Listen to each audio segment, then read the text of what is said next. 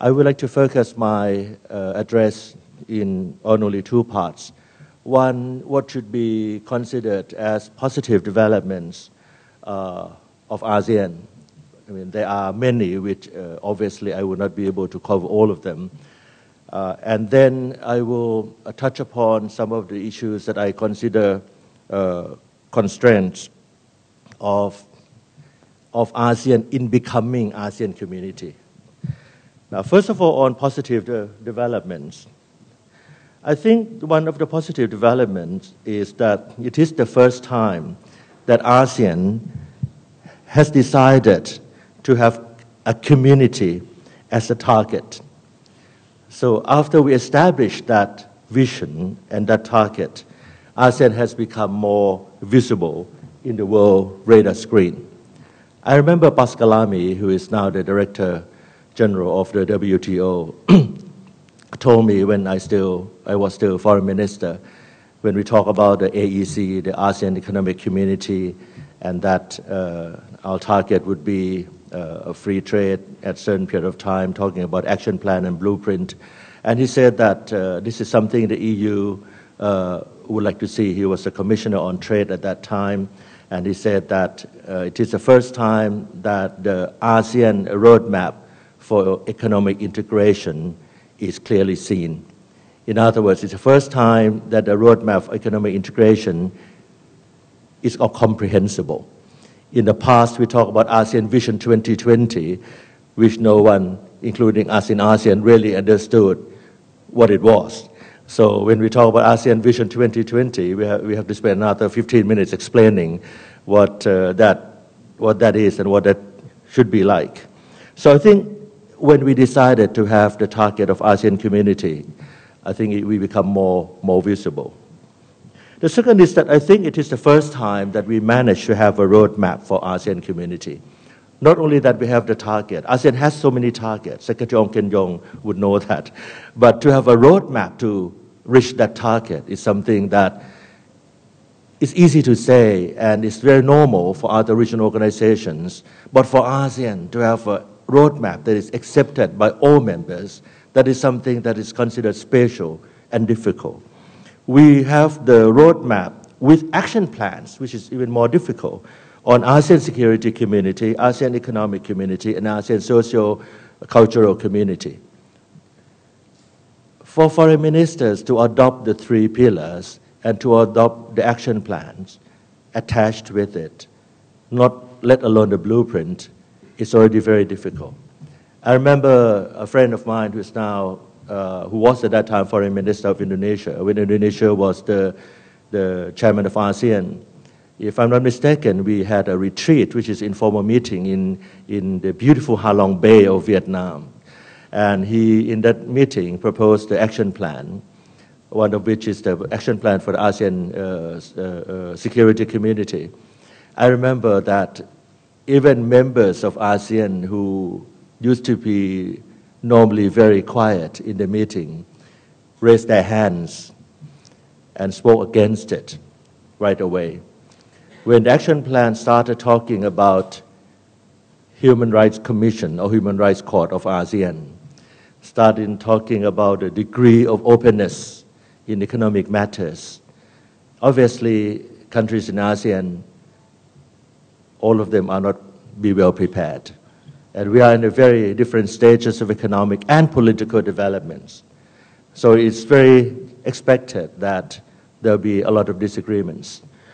So we finally fine-tuned, on issue of human rights, on issue of defense policy, foreign policy, setting something as a target, do it ASEAN way, step by step, gradual, little by little.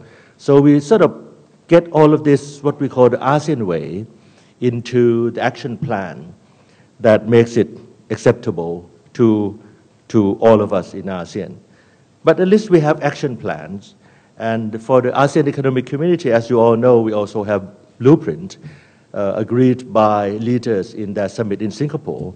And that blueprint was very important roadmap that is accepted by not only people in ASEAN, but also people outside ASEAN as well. Third, there's been relatively concrete negotiation on action plans. participants in each country really pay attention to the details of action plan. I have to qualify myself all the time in talking about ASEAN, because if people outside ASEAN or outside the tradition of ASEAN listen to me, they'll say, yes, of course people have to pay attention to the action plan. But that's not always the case. ASEAN has adopted so many action plans that were not much read by even those who adopted it. But these action plans of the 3 pillars have been thoroughly studied, negotiated. The blueprint has been negotiated. The plans for opening up service sector, for example, in ASEAN, that's been, right now I understand, it's the 8th round of negotiation already among experts, among senior officials. And officials of each and every country in ASEAN has held public hearing with the private sector in the country. So that is something that is quite serious. Programs are tangible. I have to admit also that most of the programs are also doable. I mean, there are also programs that have been adopted that no one was very interested because it's not doable. So we have this tradition of let things go, and then when no one is ready to do it, so it's not done. Or something that is not signed by anyone, but the chemistry is right, the atmosphere was right, so everyone agreed and decided to do it, even it is not a signed document. So that is something about ASEAN. But this time, these action plans of the 3 pillars, ASC, AEC, ASCC, is something that can be considered tangible, doable. The 4th element that is considered positive developments is that there have been FTAs, free trade agreement, between ASEAN and other countries, despite the fact that there is no trade minister of ASEAN. We don't have the Paskalami of ASEAN that can negotiate on behalf of ASEAN. Yet we managed to have ASEAN-China FTA, ASEAN-Japan FTA. So a lot of work has been done and makes ASEAN very visible in the region, visible obviously by China, by Japan, and by other trading partners of these countries, that a market of over 600 million people are opening up. The 5th element is that ASEAN activities themselves have been more visible. In the economic field, the negotiation on the reduction of tariff, freer flow of capital, free trade and services, liberalization of investment issues, all of this have been very visible among ASEAN business people and also people outside ASEAN. Tourism cooperation has been clearly seen, more clearly seen, I would say. The cultural, educational, youth activities have been more active, and more people-to-people contact under ASEAN roof. ASEAN people have been seeing each other all the time, but we don't feel that we are a member of ASEAN. We go to Singapore, we don't feel that we go to Singapore because Singapore is a member of ASEAN. We want to go to Singapore because we want to go to Singapore, or to Vietnam, or to Laos, or to Brunei.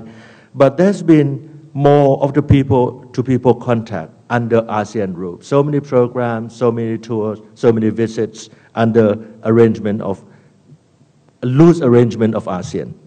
And there's been more media coverage about the target of ASEAN community. So I think that's something that we have to thank the ASEAN Department of all countries that make this happening, especially during the past year. The 6th element is that there have been attempts to create a sense of community in ASEAN. There's been a talk and attempt to implement ASEAN visa with a lot of difficulties.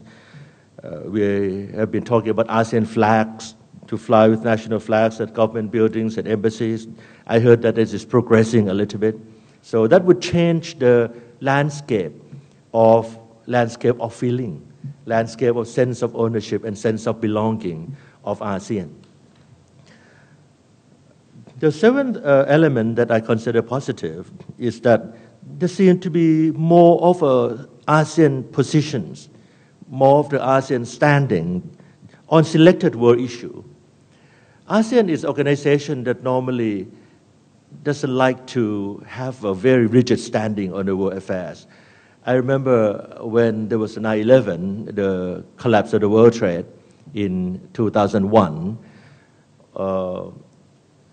there's been a call to announce the position of anti-terrorism by all the regional organizations around the world, by all major countries and so on and so forth. And I remember Secretary Colin Powell, Secretary of State of the United States at that time, in one of the meeting over dinner, over a cup of coffee, he quipped that, well, I'm glad that ASEAN has come up and said something about anti-terrorism, but I noticed that ASEAN was the last organization that came up, or that came out to say something about it. So even something that is almost like motherly love and care, anti-terrorism, ASEAN would take a long time to be able to get the position of ASEAN. Each individual country of ASEAN might have come up with a position before that, but to have the ASEAN as a position is very difficult. I remember Iraq, there was an emergency meeting. In fact, there was already a scheduled ASEAN FM retreat in Malaysia, I forgot the name of the town. But also we organized it as an emergency meeting to discuss the issue of Iraq. And we spent about a day together. I don't know whether you were there at that time. And I remember that we did not come up with any common position on the issue of Iraq at all. We said that, well, we wait and see a little bit, and each country say whatever it's like to say. We don't, even to denounce the use of force is something that ASEAN would be reluctant to say. But it seems to be more issues now that ASEAN is ready to take certain stand, like Myanmar. In the past, we take any stand, although very light stand, encouraging Myanmar to release Aung San Suu Kyi. In the past, encouraging Myanmar to follow the roadmap of democracy and national reconciliation.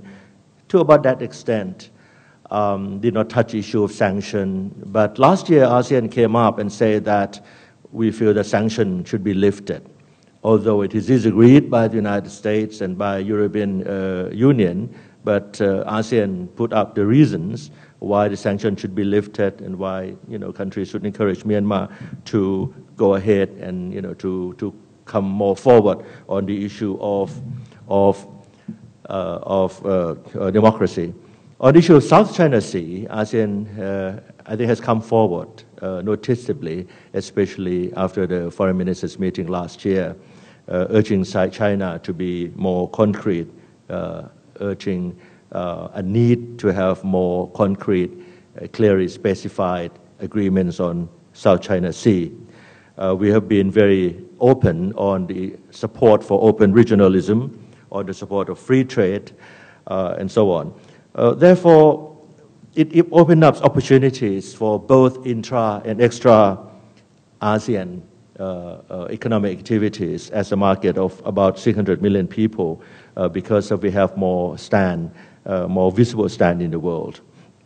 There are many more positive developments, but I think those are noticeable positive developments in my view.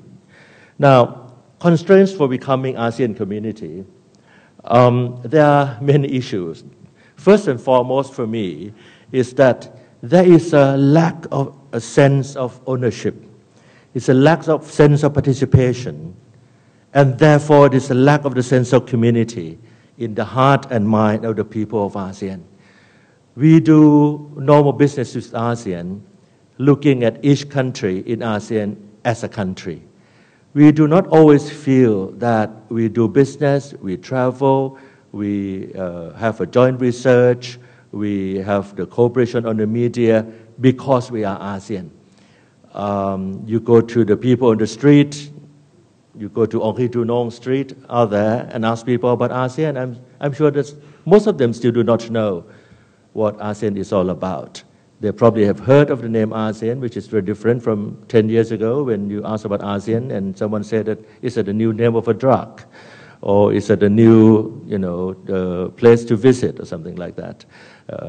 But they probably know that ASEAN is organization, but to get people on the street to articulate more what ASEAN is all about Minister Suranan, who has been with the media for a long time now, would be able to add to that with the people from what you have touched base already know the three pillars of ASEAN, especially what the three pillars mean to them in their daily life. What are the benefits of the three pillars of ASEAN community to each individual in the daily life, to each organization, business units, academic institutions. So I still think that that is something that's still lacking. Why is the lack of the sense of ownership? Why is the lack of the sense of community? We don't feel that we are in ASEAN as a community. And I think the first reason is that there's a lack of interactions among civil societies. Civil societies in ASEAN and civil societies for extra ASEAN issues is still very minimal. The activities are still very minimal. There's not much joint research with dialogue partners of ASEAN, for example. I've seen very little research on dialogue partner strategies towards ASEAN that is done with ASEAN as a group. The next reason, I think, is that this lack of people participation in ASEAN. Decisions in ASEAN is made, I have to admit, by policy makers of each country getting together and by bureaucrats. There are about over 400 now meetings per year of ASEAN. And there's a meeting of ASEAN DGs, Director Generals, meeting of ASEAN SOMs, which is normally permanent secretaries. You have the ASEAN Foreign Ministers meetings. You have the leaders meeting, which is called ASEAN Summit. You have the sectoral ministers meeting. For example, you have the AEM, the ASEAN Economic Ministers meeting. You have transport ministers meeting. But it's very rare that the issue that will be decided in ASEAN has a participation of, say, civil societies. It's very rare and I could say in most countries in ASEAN that the government or the bureaucrats will hold a thorough consultation or public hearing with the group before any issue would be taken up at ASEAN and that decision would be made. Even the action plans for ASEAN security community or ASEAN economic community or socio-cultural community, those items under the action plan are suggestions from government officials, bureaucrats, and ministers. So when the decision-making process and the policy formulation strategy is not in the hands of the people, therefore the people do not feel that ASEAN belongs to them or they belong to ASEAN. They have a sense of the community because they did not take part in the decision-making process. They did not take part in the strategy formulation process of ASEAN.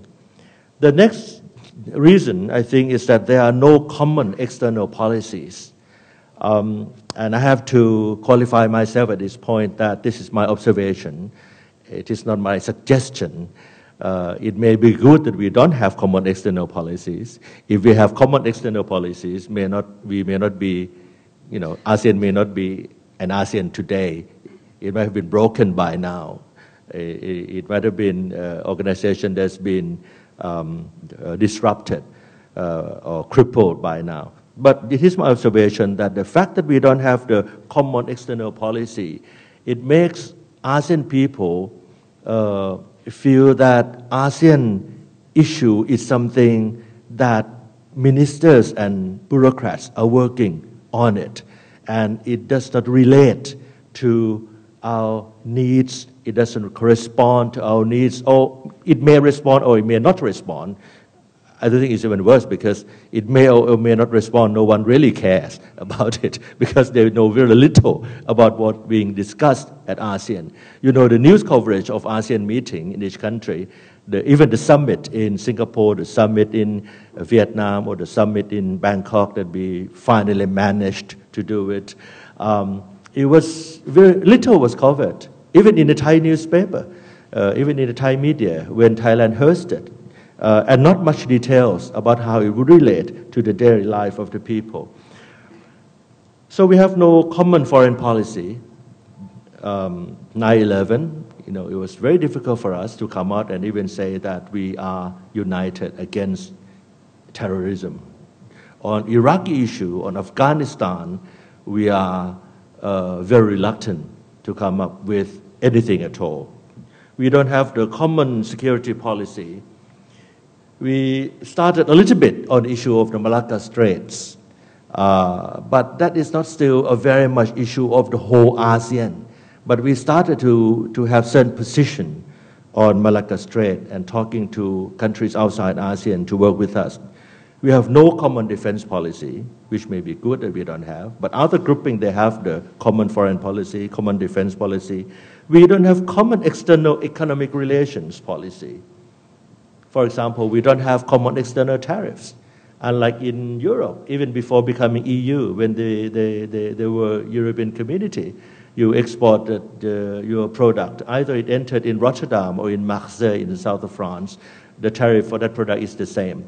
So we have after the ASEAN Free Trade Agreement, but we don't have the common external tariff because we are not yet a custom union. There's no common governance policy. What is the right way to do things in the business sector, in the government sector, what is the standard of fighting corruption and so on. We have no harmonization of legal system. We have harmonization of the custom procedure a little bit, but the issue of the VAT, each country is having different system. Thailand has VAT, Singapore has GST. We have no harmonization of immigration law. We have no harmonization of transportation law. We built a road, a bridge between Thailand and Laos. The first bridge, Nong Khai and Vientiane, has taken us over 15 years, if I'm not mistaken, for the software to be agreed between two sides, because our traffic keeps to the left. On the other side, it keeps to the right. So I still remember in the first 10 years, once we drive a car across the bridge, across the first bridge across Mekong River, you have to park the car at the side of the bridge, and then you will be picked up by a small van provided by Laotian government to go into Vientiane, which is another 30 kilometers. So we said, what is the purpose of having a bridge when you just cannot drive to Vientiane, and the Laotian people just cannot drive to Bangkok? I was a finance minister then in 1995, and I visited Laos, and they said that when the Laotian people would come to Thailand, we require international license. But when the Thai drivers would go to Laos, Laos accept the Thai license. So there are many of these double standard between the neighboring countries. So we did not look at the software issue first before we built the bridge. The second bridge was between Mukdahan and Surakiart of Laos, going Route 9, going into Vietnam. I went to see the Haiphong Pass myself, and to the border town of Lao Bao, and to Quang Tri Way and Da Nang, connecting with route number 1. I was a bit involved in the construction of Route 9 and the bridge of the second bridge between connecting Mukdahan and Surakiart. I still remember when the bridge was finished, was complete, and we tried caravan. Our caravan had to stop at the bridge before entering Laos for some time, and it had to stop at the border town between Laos and Vietnam, because Vietnam had to proceed application for the car with the wrong side of the steering wheel to not the cabinet level, but the high level in Vietnam, which took only 2 days. So the caravan had to wait at the border town for about 2 days before crossing there. So you can see that the purpose of ASEAN connectivity is to facilitate the transport of goods and services and tourism, passengers traveling, and things like that. But it took a long time for ASEAN countries to get over these particular issues. Thailand and Malaysia is the same. The transport of perishable products, vegetable, fruits, has taken us many years before we could do it in order to reach Singapore At one time, leaders of Singapore and Thailand said that can we build a bridge across some of these obstacles that has been negotiated between Thailand and Malaysia. So you see, when we don't have the common policy on many of these issues, each country still feel very, very much individualistic. The next reason that I think people of ASEAN lack the feeling that in our hearts and minds, ASEAN is our community, is that we don't have the principle of ASEAN affairs come first. In Europe, the EU ministers will have to look at European affairs first. I remember, well, if you have the official visit of a minister, foreign minister visit to, say, France or to Belgium or the Netherlands or wherever, and they have emergency meeting of European or EU foreign ministers, they would just leave you there and they will go to attend the foreign ministers meeting of EU in Brussels first, and they will ask you to wait. If that meeting lasts 2 hours, they'll come back to you. If that meeting will last a day, they'll come back to you tomorrow. And that is something that one has to understand. European affairs come first. I remember at one time there was an ASEAN EU foreign ministers meeting in Brussels.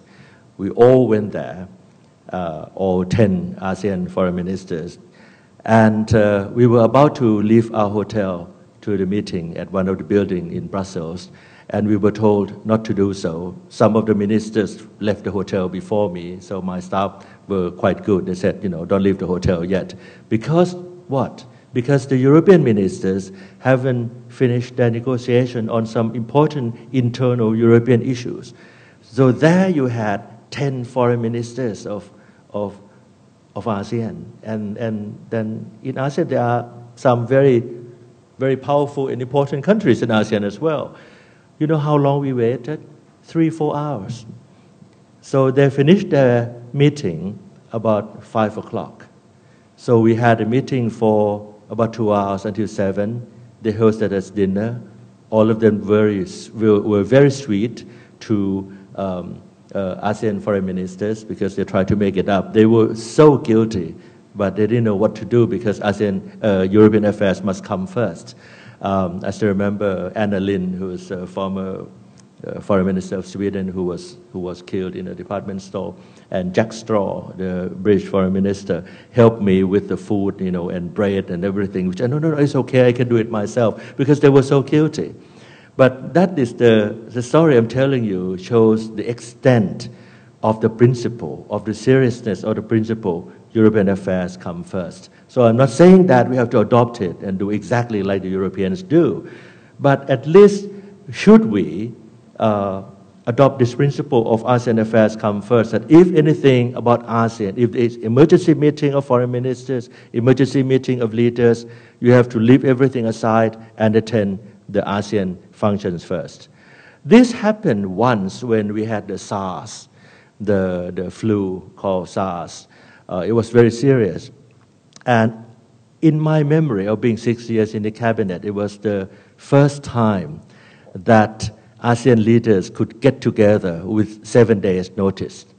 I was foreign minister. I was given 7 days to prepare for the summit. It was ASEAN-China, in fact. Prime Minister Wen Jiabao became prime minister for only 48 days, and he came to Thailand because the SARS, was very serious in China as well.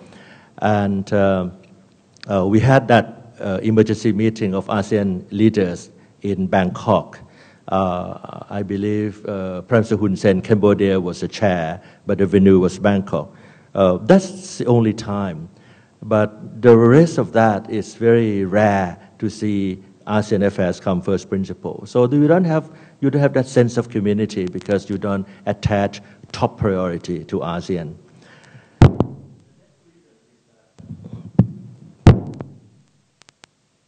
I'm not saying anything that is prohibited, lack of regular, nothing about Thai politics yet. Lack of regular informal meetings among leaders, ministers, and policymakers from all branches of the country. Not only that foreign ministers and leaders do not have enough opportunity to meet on an informal basis, but also MPs, members of the parliament, speakers of the House, senators, judges, a little bit more on the academics in the sense that academics probably meet each other more, but not very much in a group of ASEAN. But you see, these people, policymakers from all branches of each country, do not have much opportunity to sit down and air their views, what they agree, what they may not agree, something that they do not have to take note, they do not have to defend the country's position. Just talk about things in the natural way, exchange views, to have more understanding of each other, more understanding of the constraints, more understanding of the challenges, of the opportunities, of the constraints, of the problems that each country has in adopting something in ASEAN, sharing the strategy of ASEAN within the context of Asia, within the context of East Asia, sharing the views on the change of international political strategic landscape that has changed tremendously, in the past decades or so. But like I said, maybe it's appropriate that ASEAN does not have all of these common policies, because if we do have all of these common policies, ASEAN might not have been intact until today.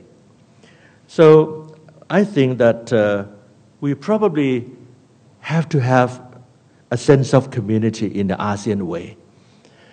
But this is something that I just would like to leave with all of you, that all those reasons that I have outlined, contributing to the lack of sense of ownership and the lack of sense of community, whether any of the issue, any of the elements should be improved or not, or it is already very good that we have the sense of community in the ASEAN way. The second constraint that I would like to touch upon is that ASEAN is too sensitive to outside pressure. In other words, I think ASEAN is always driven, not always, is often driven by outside demands. On the issue of Myanmar, I remember very well, we responded to periodic outside pressures. I don't think I remember ASEAN having any initiative on the roadmap of Myanmar's democracy or the national reconciliation in Myanmar, except Thailand tried to organize what is called the Bangkok process, inviting members of ASEAN countries, Secretary General of ASEAN, some countries in Europe coming to have a meeting in Bangkok with Foreign Minister of Myanmar, ask them to articulate what the roadmap for democracy is. We do not have our own plan or our own strategy or position on the issue of the reform of the United Nations. We talk about financial governance when there was a subprime crisis in the West, instead of focusing on what is regarded as something very important, and the West have looked at this as the example, and that is the Asian financial architecture. Even the ASEAN community issue, I have to say that we started being serious about the target or the objective of ASEAN when APEC, Asia Pacific Economic Cooperation, met in 2001. And APEC has said that we would move the target of liberalization in APEC to 2010 for developed members, and for developing economies to 2020 because of the 9/11 issue. So when the larger organization decided to open to each other sooner, so ASEAN has to come and think that perhaps ASEAN Vision 2020 is something that would not survive in the global situation at that time.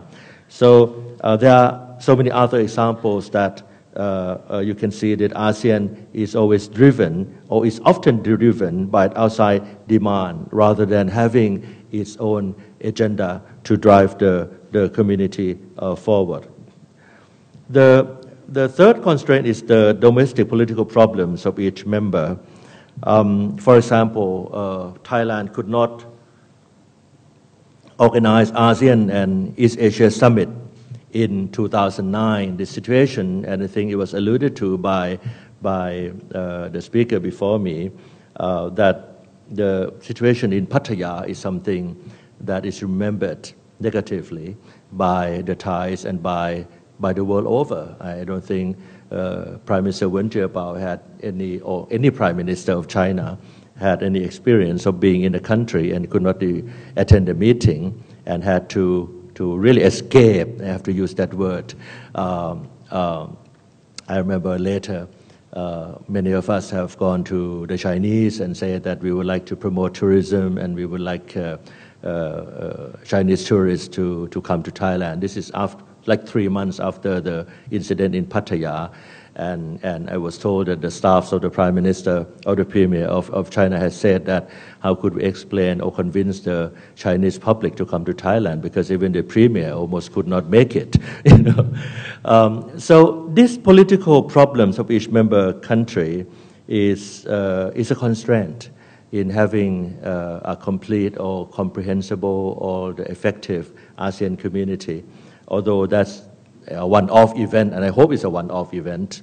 We hope then that it's a one-off event, but then the summit could not be organized for 3 times until the last time at the end of 2009.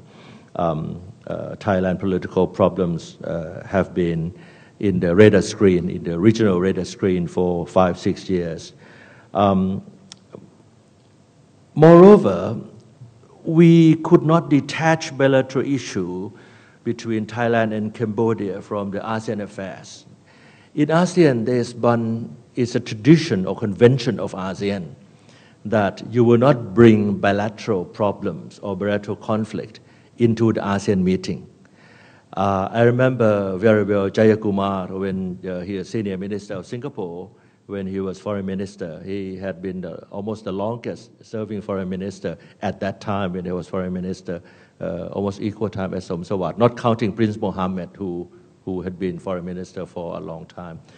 Minister Jayakumar was very experienced. And at one time there was certain issue, there's a bilateral between one country and another. I remember he articulated it very well, and he spoke up in the meeting and said that it has been a long-established tradition or convention of ASEAN that in the ASEAN meeting on ASEAN issue, we will not bring up bilateral conflicts between 2 countries, because that would dilute the importance of ASEAN and would destroy the substance of ASEAN. You can have the sideline bilateral after that. You can have other fora to do it. But what happened at that time, I remember there were sharp exchanges through the press between leaders of Thailand and Cambodia. I was abroad at that time, and I remembered looking at international press, even international press. It was clouded by the dialogues or sharp exchanges between Prime Minister Abhisit and Prime Minister Hun Sen. And very little was reported on the substance of the summit itself, because this was very important, coverage. The exchange was very important, was very serious. It almost led to skirmishes between the 2 countries. But there was a skirmishes anyway in the beginning of 2011. But that was the end of the 2009. So this is something that, I raised the example of Thailand and Cambodia because it is my own country, so no one would feel offended. But I think if the same thing happened with another bilateral, countries, we have to stick to this principle that we will not bring bilateral conflicts or trilateral conflicts into the ASEAN meeting. I remember at one time Thailand had important issue with Malaysia and Indonesia, and I organized a trilateral meeting between Thailand, Indonesia, and Malaysia at the sideline of ASEAN to make sure that the issue of certain misunderstandings between the 3 countries will not be brought into the ASEAN and destroy the atmosphere of ASEAN. The next constraint is the lack of confidence on the progress for the conflict avoidance. As you know, we have adopted the process of conflict resolution, starting with confidence building and going to preventive diplomacy, and hopefully to a dispute resolution or conflict resolution. In Aceh, I think it was quite positive, I have to say. Indonesia invited some members of ASEAN to send a monetary team in to help. So I think that's confidence building and preventive diplomacy worked during that time. On Myanmar issue is considered very much by Myanmar as domestic affairs, although, like I mentioned earlier, Thailand managed to urge roadmap for democracy from Myanmar with the support of ASEAN countries. And with the support of ASEAN countries, we managed to hold a Bangkok process. It is called by Mr. Villepin, who was the Prime Minister of France at that time, because France also participated, and he called it the Processus de Bangkok. That's why we have the name Bangkok process in 2003. But unfortunately, after Bangkok process in 2003, everyone from Myanmar who participated got sacked. So we never had a Bangkok process 2 following that. Now, we had so many proposals about preventive diplomacy, about confidence building, but many of these proposals have not been taken up seriously by ASEAN. The idea of Troika, the present chair, past chair, and future chair should get together when there's in conflict, and these 3 chairs would be able or should be able to bring the conflicting parties together. That issue was not taken up. Role of the ASEAN chair, and it's also spelled out quite clearly in the ASEAN Charter, or role of friends of the chair. We started a little bit when there was impasse during the 6-party talk, and Cambodia was the chair at that time, and we urged, many of us urged Cambodia to organize Friends of the Chair to see how could we, in ASEAN, complement the process of the 6-party talk so that we can get over the impasse, because North Korea is also a member of the ARF, the ASEAN Regional Forum, and the PMC. Shutter diplomacy, good office of the Secretary General. Secretary Ong Ken Yong would be able to tell you how difficult it is for Secretary General of ASEAN to assume a role of good office or shutter diplomacy. Every time we said that if it is so difficult for ASEAN foreign ministers to meet, can we ask Secretary General of ASEAN to sound out positions of each country, say on Iraq, on Afghanistan, on anti-terrorism, on SARS, on avian flu, and then he present to all of us, and then come up with ASEAN position.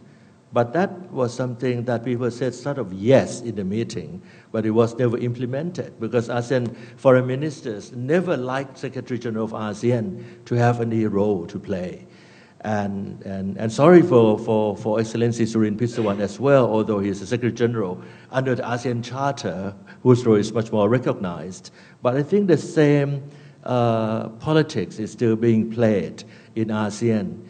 The same as in the UN, you see, the major powers in the world do not want the Secretary General of the United Nations to have any say in the world affairs. Remember, Kofi Annan said that the war in Iraq was illegal, so it was a hue and cry by the West, by the United States in particular. So they want secretary but not general. And I think in ASEAN it's probably the same, that they don't want Secretary General, they want secretary but not general. But I think ASEAN Secretary General tried to be Secretary General, which I personally supported wholeheartedly, especially when ASEAN has this tradition of ASEAN way, has tradition of being so difficult to meet informally, so difficult to meet on emergency basis, so difficult to meet because ASEAN affairs is not ASEAN affairs come first. So we need to utilize the role of ASEAN Secretary General or ASEAN Chair.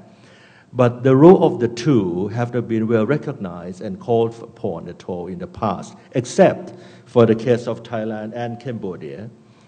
Despite Thailand's repeated references to the conflict as bilateral, the role of the third party is clearly seen. And I think Foreign Minister Marty Natalegawa of Indonesia as ASEAN Chair has done a very good job. He flew to Thailand, he flew to Cambodia, talking about the two. Thailand call it bilateral. I mean, me as an academic call it trilateral because the shuttle diplomacy already started. There's a presence of ASEAN chair, Indonesia, at the meeting of the UNSC. The issue between Thailand and Cambodia was incorporated in the agenda of the United Nations Security Council. So it's not a bilateral issue anymore. In fact, it's been taken up by the UN.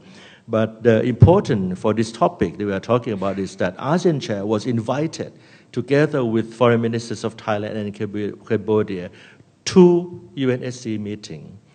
And the statement from the chairperson of the Security Council was that UNSC tasked ASEAN to implement the ceasefire. So the role of the chairman of ASEAN is recognized, and the role of ASEAN is recognized that ASEAN has a role to play to get out of the impasse between the two countries, to establish ceasefire between Thailand and Cambodia. And that has led to an unprecedented, almost unprecedented, special or emergency ASEAN Foreign Ministers meeting on Thailand and Cambodia in Indonesia, in Jakarta. And it was agreed that by ASEAN ministers that Indonesia would send observer team to implement the ceasefire. We have to have bilateral meetings with Cambodia. One is called the GBC, the General Border Committee, later cancelled. Another one is called the JBC, Joint Boundary Committee. We could not agree where it's going to be held, so it's decided to be held in Indonesia. The GBC was later cancelled because the Thai military said that why should we meet in Indonesia? We can meet either Bangkok or in Thailand or in Cambodia. But the foreign ministry decided to go ahead with the Joint Boundary Committee. In fact, it's much more complicated than this that no one could really understand, including myself. But basically what happened is that the JBC meeting was held in Indonesia. But what is important for our topic is that with the presence of ASEAN chair, not in the meeting, but before the meeting.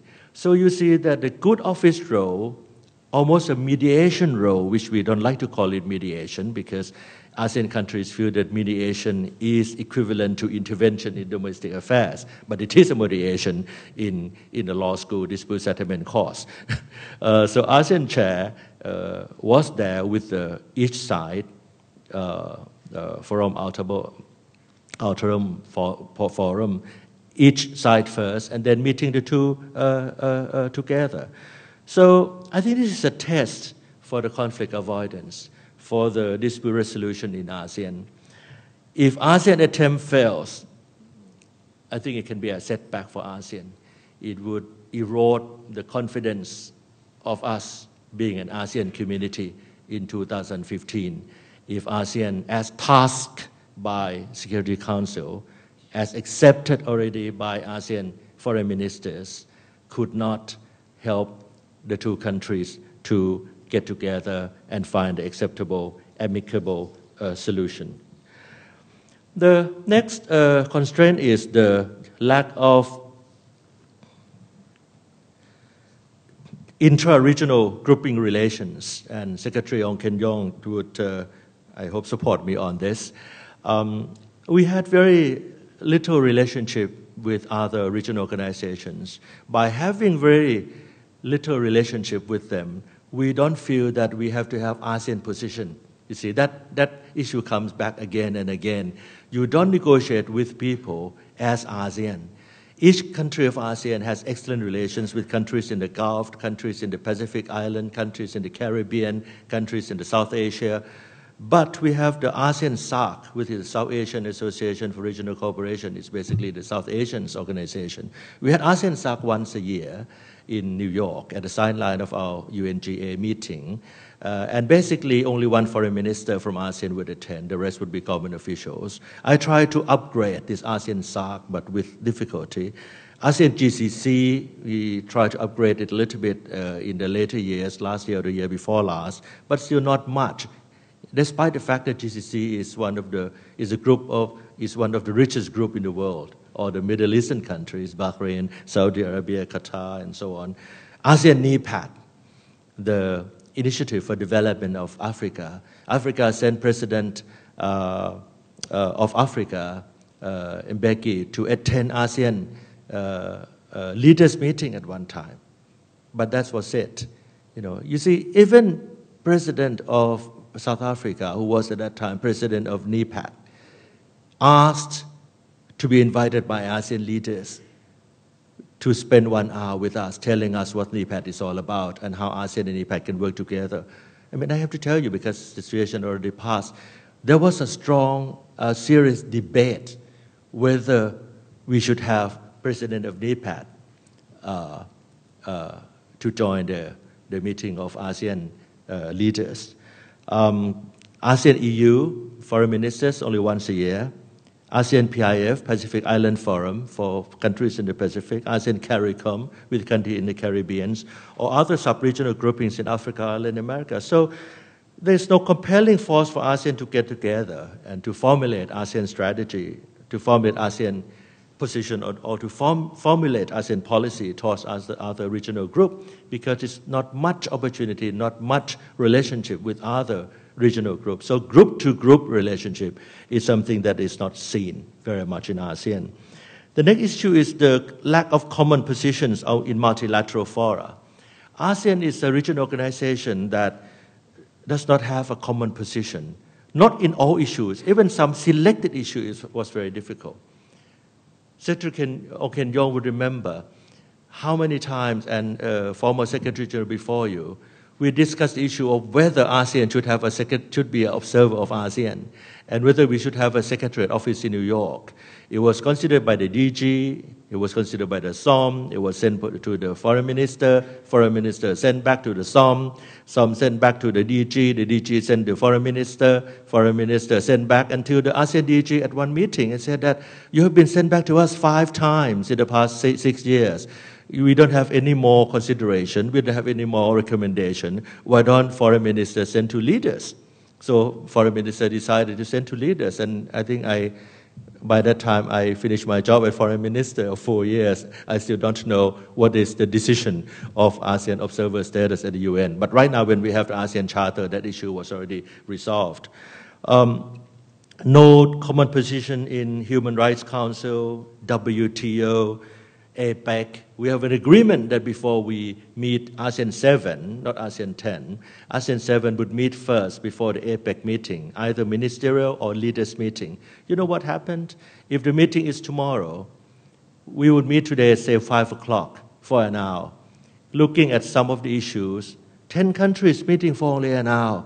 And the next day in the big meeting of APEC, 21 economies, ASEAN never had a united position.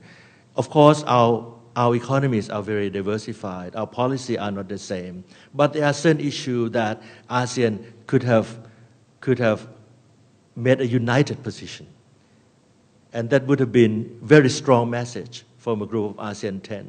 United States has paid a lot of attention to ASEAN because they met ASEAN 7 separately at the sideline of APEC all the time. At Singapore's initiative, they met even ASEAN 10, inviting Prime Minister of Myanmar, Laos, and Cambodia, who are not members of APEC, to attend the meeting with U.S. President. In the UNFCCC, UN Framework Convention for Climate Change, I remember there was an attempt to have a breakfast meeting, ASEAN leaders' breakfast meeting in Copenhagen for the COP15. That could not be arranged, because leaders of ASEAN said that they were preoccupied with other engagement. So the chairman of ASEAN at that time was Thailand, could not arrange even a breakfast meeting to discuss what are the issues that we can join forces in the COP15 in Copenhagen. The 7th point is that individual countries still has a high sense of national issue. We are reluctant to liberalize even among ASEAN. Security issue is always domestic affairs. Social political issues, labor, human rights, democracy, etc., all domestic affairs. 8th is the lack of roadmap for ASEAN's Asia architecture. Because we don't meet informally enough, we don't have time to map our strategies of what Asia community should be about. Would it be the expansion of East Asia Summit? Perhaps not, because right now we have United States that self-invited to be a member of East Asia Summit. So ASEAN decided to invite Russia, to accept invitation of Russia as well. So it has become ASEAN plus 8 for the East Asia Summit, without ASEAN countries really preparing for it. I was told the atmosphere in the meeting, it was very, very funny. The United States self-invited and said that we should become member of the East Asia Summit, and everyone was silent. And ASEAN was not very, you see, it's very good the US is a member of EAS. It can contribute a lot. It means that it has given very significance to East Asia Summit. But the question to me is whether the United States will maintain the importance of EAS for the years to come. It's very good if US President will attend East Asia Summit. But what if United States loses interest in the future? Having United States as a member, but not coming to attend and sending someone to attend, it will also be the setback for the East Asia Summit. So why don't we discuss among ourselves and say whether we should defer that for a year or two and see how EAS is moving along. That is really a forum that is really attractive, it's really important, it's really highly regarded by the major powers. GMS, the Greater Mekong sub-region, we have China in the GMS. Now we have Japan, the initiative of the Japan-Mekong Cooperation, although Japan has no border with Mekong, a river, but Japan also has another forum. United States managed to call it U.S. Lower Mekong Initiative to exclude China and Myanmar and have Thailand, Laos, Cambodia, and Vietnam working with the United States. So there has been rivalries of major protagonists in the regional arena, which is good. You have United States, you have Japan excluded China, you have China that included everyone, you have US that excluded China and Myanmar, but you have all these major players, major protagonists. But what is the strategy of ASEAN? What is the connection between the Mekong countries' development, ACMEX, to ASEAN plus 3, to ASEAN plus 8 EAS, and to what Prime Minister Manmohan Singh said, that our objective in Asia is the Asia community. Is the East Asia Summit or the ACD, the Asia Cooperation Dialogue, which has a member of 30 countries now, and many countries are still very active in ACD, except Thailand, who initiated it. Would any of these, or both of them, be the roadmap to Asia community? 9, and the last one now. I think there's a need to further focus on ASEAN connectivity. I fully support ASEAN and Thailand and the Thai government for this initiative. Last year, we organized, not last year, last January, we organized a trip for all ASEAN foreign ministers to cross the ferry from Chiang Rai province to Laos and got into a bus, had lunch in Laos, going to the Luang Nam Ta and the border town between Laos and China, picked up by Assistant Minister of Foreign Affairs of China to Kunming to have the ASEAN plus China meeting to show that this ASEAN connectivity could be realized. However, there's a lack of the relationship between land, sea, and air links to make all ASEAN countries participate in ASEAN connectivity. The Western corridor of the East-West Economic Corridor is too slow and is too unclear to make East-West Corridor comprehensive to outsiders. And the last but not least, we don't have the in-depth understandings, and I had an excellent meeting of Professor Wang Guangwu when I went to Singapore, who is a Chinese expert, of the China strategy for Yunnan and for the Pan-Paipu Gulf Economic Cooperation, using Guangxi as a center to link with countries in Southeast Asia. So are we barking the wrong tree by looking at Yunnan and Kunming as a connecting point with Southeast Asia? Conclusion. I think that ASEAN and non-ASEAN people has to understand that ASEAN community is perhaps ASEAN way community. If we have different expectation of ASEAN, that is going to be like the EU or like the African Union or like this or like that, maybe it's not a community that is before us. Certain problem may be a problem in other organizations, but for ASEAN it may be a normal practice. The fact that I have alluded to earlier, that in some documents that has not been signed but it's been implemented, some documents that have been signed but no one implemented it and no one cares, and then you have a meeting 5 years later and let's look at that, implement it again, and it's a normal practice in ASEAN and it's all right. So the fact that it is non-legalistic, non-adversarial society, step by step, everything gradual, maybe that's something is the normal practice and not a problem. Problems, obstacles, and constraints in the eyes of many may be the strength of ASEAN. Before coming to this room, speakers have exchanged experience, saying that we are complaining a lot about ASEAN, but when we met other people outside ASEAN, they asked us to tell experience of ASEAN. Many friends of Africa, when I attended Foreign Ministers Forum with African countries, they asked me to give presentation of ASEAN, so I have to really switch off my negative comments of ASEAN and reinvented my positive elements of ASEAN and try to look at ourselves, how could we be together 40-something years, and what are the good aspects of ASEAN?